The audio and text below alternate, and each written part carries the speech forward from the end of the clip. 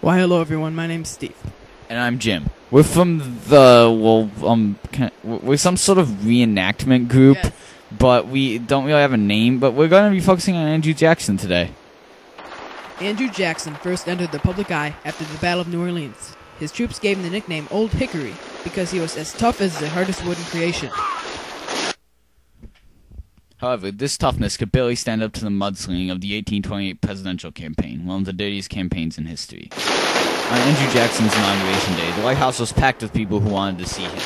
He eventually had to escape out a back door. This is enough of that. I'm leaving.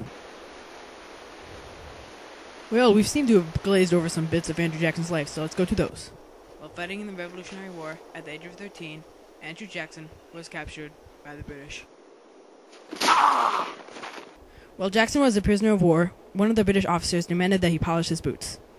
When Jackson refused, the British officer responded in a sword attack.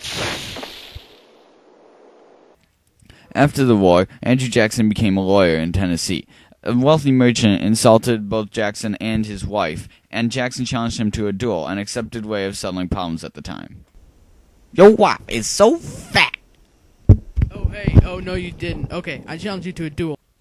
Needless to say, Jackson won the duel, and a few years later won the presidency. He did this by appealing to the masses, who were just recently allowed to vote. Many people at the time questioned Jackson's approach to governing. Instead of using his trusted presidential cabinet, he trusted his friends and party supporters in advice to run the government. Jim, what are you doing? Okay, when Jim's doing that, I can talk about the spoils system.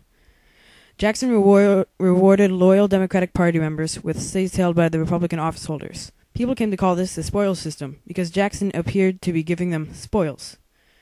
Jackson had to put up with his fair amount of criticism in office, including the criticism on his dealings with the growing nullification crisis. Tariffs had become increasingly larger, and Southerners wanted to ignore them.